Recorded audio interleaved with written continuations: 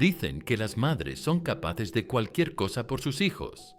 Pero en el palacio de Porfira, en aquel amanecer del 15 de agosto del 797, una madre sostenía en sus manos el hierro candente que acabaría con la vista de su propio hijo. Irene, emperatriz de Bizancio, no temblaba mientras los verdugos sujetaban a Constantino VI contra el mármol frío. Sus ojos dorados reflejaban las llamas que consumirían para siempre los de su heredero. No era una ejecución, era un nacimiento, el de la primera mujer que se coronaría Basileus por derecho propio, pisoteando los ojos de su propia sangre.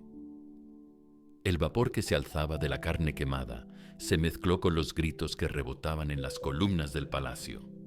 Irene no se tapó los oídos, no desvió la mirada, observó cada segundo de la agonía, porque sabía que ese dolor la convertiría en lo que siempre había deseado ser. No una madre, sino un emperador. Cuando terminó, solo quedó el silencio y el olor a carne quemada. Constantino VI ya no vería jamás el rostro de quien le había dado la vida, y acababa de arrebatársela. Irene se limpió las manos en su túnica púrpura y ordenó que nadie limpiara la sangre del suelo.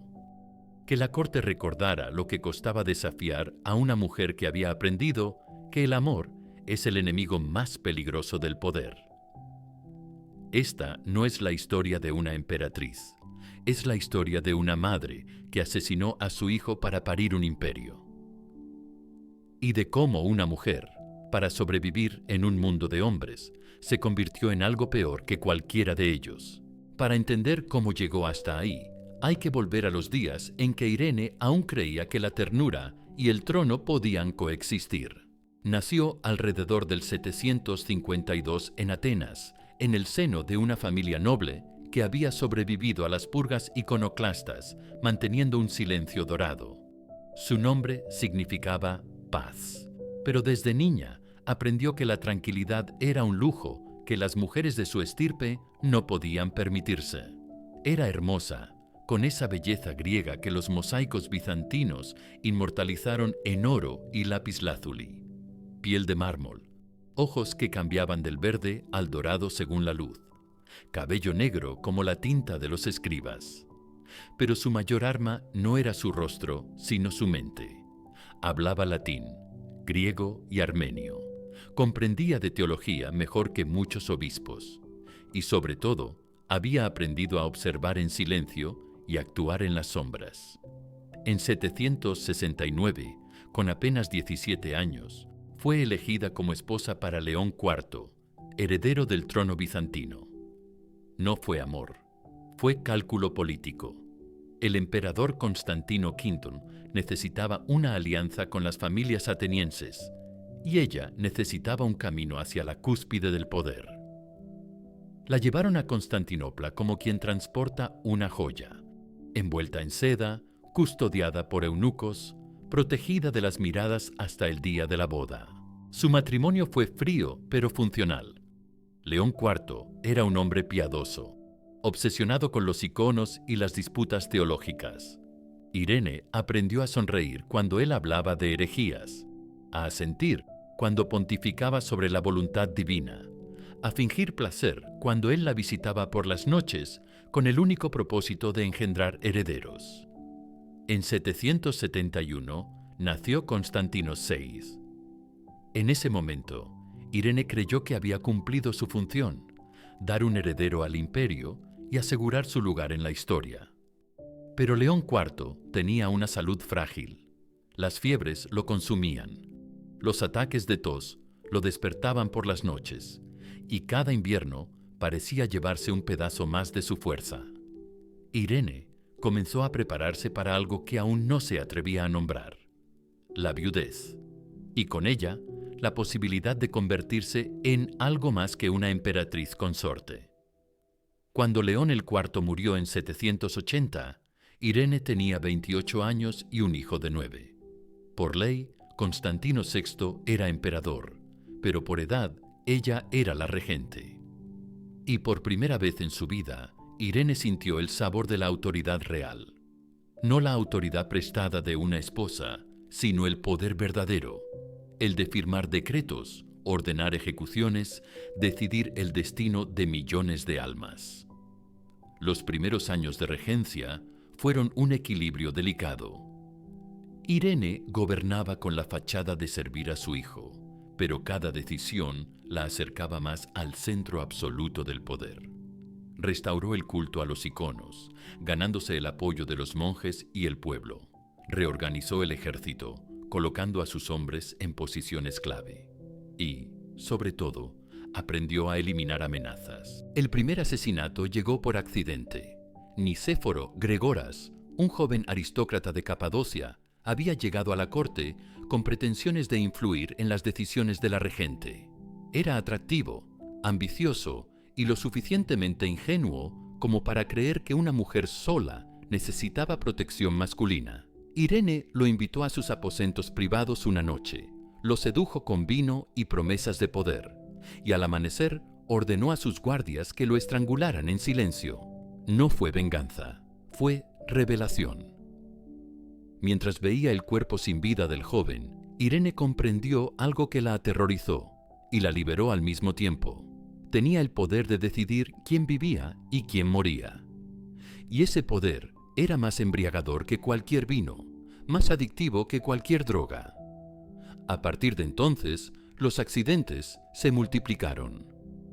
Jóvenes nobles que llegaban a la corte con cartas de recomendación desaparecían tras una noche en los aposentos imperiales. Los encontraban al amanecer en el Bósforo, en los jardines del palacio, en las cisternas subterráneas, siempre al alba, siempre después de haber pasado la noche con la emperatriz regente. La corte comenzó a murmurar, pero nadie se atrevía a acusar abiertamente a Irene. Era demasiado poderosa, demasiado inteligente, demasiado necesaria para la estabilidad del imperio, y los rumores solo aumentaban su influencia. Si la regente era capaz de matar a sus amantes, ¿qué no haría a sus enemigos? Constantino VI creció en este ambiente de terror silencioso. Su madre le enseñaba estrategia militar por las mañanas y ordenaba ejecuciones por las tardes. Le leía vidas de santos por las noches y planificaba asesinatos políticos en su tiempo libre. El niño aprendió que el amor materno podía coexistir con la crueldad más refinada, que la ternura y el terror eran las dos caras de la misma moneda imperial. Pero conforme el príncipe se acercaba a la mayoría de edad, algo cambió en la dinámica entre madre e hijo. Ya no era solo el emperador titular, empezaba a ser una amenaza real. Sus 20 años traían consigo ideas propias, aliados independientes, una visión del imperio que no necesariamente incluía a Irene en el centro del poder. El primer conflicto llegó en 790, cuando Constantino VI cumplió 19 años y comenzó a cuestionar las decisiones de su madre. Quería dirigir personalmente las campañas militares, firmar tratados sin su supervisión, elegir a sus propios consejeros. Para cualquier madre normal, habrían sido señales de madurez. Para Irene, eran declaraciones de guerra. La emperatriz sabía que tenía dos opciones: retirarse a la vida privada y convertirse en una viuda irrelevante, o luchar por mantener el poder que había construido durante una década. La elección fue instantánea. No había pasado 10 años eliminando rivales para entregárselo todo a un hijo que había confundido su generosidad con debilidad. Comenzó una guerra fría entre madre e hijo que dividiría el imperio durante los siguientes 7 años. Irene movía piezas en la sombra, sobornaba generales, compraba lealtades, esparcía rumores sobre la ineptitud de Constantino. Él respondía con intentos de afirmación cada vez más desesperados, reorganizaba la administración, cambiaba ministros, buscaba apoyo en el ejército. En 797, la tensión estalló. Constantino VI, cansado de vivir bajo la sombra de su madre, ordenó su arresto y confinamiento en un monasterio. Era su declaración de independencia, pero también su sentencia de muerte. porque Irene ya no era la joven regente que había asumido el poder por necesidad. Era una mujer de 45 años que había degustado la sangre del poder absoluto y no estaba dispuesta a renunciar a él. Sus partidarios en el ejército se sublevaron contra Constantino VI. En 3 semanas, el emperador se encontró rodeado, traicionado por los mismos generales que había creído leales. Cuando lo capturaron en el palacio de Ieria, Irene ya había tomado su decisión. No bastaría con destronarlo o exiliarlo. Era necesario asegurarse de que nunca pudiera reclamar lo que era suyo por derecho. Y así llegó aquel amanecer del 15 de agosto del 797. Irene no delegó en verdugos ni se refugió en el protocolo. Tomó el hierro candente con sus propias manos y miró a los ojos del hijo que había parido, criado y amado, antes de cegarlos para siempre. Los gritos de Constantino VI resonaron por todo el palacio, pero ningún cortesano se atrevió a intervenir. Todos comprendieron que estaban presenciando algo más que una ejecución, el nacimiento de un nuevo tipo de poder imperial. Una mujer que había demostrado que era capaz de cualquier cosa, incluso de destruir su propia sangre, para mantener la corona. Cuando terminó, Irene se limpió las manos ensangrentadas en una túnica de seda púrpura y se dirigió a la sala del trono. Por primera vez en la historia de Bizancio, una mujer se sentaría en el trono no como consorte ni como regente, sino como basileus, por derecho propio. Se había coronado a sí misma sobre los ojos de su hijo. Los siguientes 5 años fueron el apogeo y la perdición de Irene. Como primera mujer emperador, gobernó con una mezcla de inteligencia política y terror calculado que mantuvo el imperio unido pero sumido en el miedo. Continuó con sus cacerías nocturnas, invitando a jóvenes aristócratas a sus aposentos y ordenando su muerte al amanecer. Los cadáveres se acumulaban, pero también se acumulaba el respeto terrorífico hacia una mujer que había demostrado que no había límites para su crueldad. Sin embargo, el poder absoluto construido sobre la sangre de un hijo llevaba en sí mismo las semillas de su destrucción. Los generales que habían apoyado su golpe contra Constantino VI comenzaron a cuestionar la estabilidad de un imperio gobernado por una mujer que asesinaba por placer. Los obispos, a pesar de su apoyo a la restauración de los iconos, susurraban sobre los pecados imperdonables de una madre filicida, y el pueblo, aunque admiraba su fortaleza, comenzó a temer que la maldición que había caído sobre el hijo pudiera extenderse a todo el imperio. El 31 de octubre del 802, después de 5 años de reinado solitario, Irene fue derrocada por un golpe de estado liderado por Nicéforo I, el logoteta del tesoro. No hubo resistencia. Los mismos guardias que habían ejecutado sus órdenes durante décadas la entregaron sin luchar, como si hubieran estado esperando una excusa para liberarse de una emperatriz que se había convertido en la encarnación de sus propias pesadillas. La ironía del destino reservaba para Irene un final que habría resultado cómico si no fuera tan cruel. La mujer que había degustado el poder absoluto, que había decidido sobre la vida y la muerte de miles de súbditos, que había cegado a su propio hijo por una corona, fue exiliada a la isla de Lesbos con una única posesión, un uso para hilar. En los últimos meses de su vida, la antigua emperatriz que había ordenado tejer túnicas de oro y púrpura, se ganaba el pan hilando lana común. Sus manos, que habían sostenido hierros candentes y firmado sentencias de muerte, ahora manejaban hebras delgadas para crear los tejidos más simples. Los pescadores de la isla a veces la veían en su choza, encorvada sobre el huso, murmurando nombres que nadie reconocía, los de todos los jóvenes que había mandado matar al amanecer, y sobre todo el de Constantino Secos, el hijo cuya ceguera había comprado su corona. Murió en marzo del 803, sola y en la miseria, tejiendo hasta su último aliento, como si en esos hilos pudiera reconstruir la vida que había deshecho con sus propias manos. Su cuerpo fue enterrado sin ceremonia en un cementerio común de la isla. No hubo lutos imperiales, ni mosaicos conmemorativos, ni inscripciones en mármol. La primera mujer Basileus de Bizancio desapareció de la historia como había empezado, como una mujer más, despojada de todo poder excepto el de su propia humanidad rota. Siglos después, cuando los cronistas intentaron explicar el reinado de Irene, la mayoría prefirió centrar sus relatos en sus logros políticos, la restauración de los iconos, la estabilización de las fronteras, la modernización de la administración.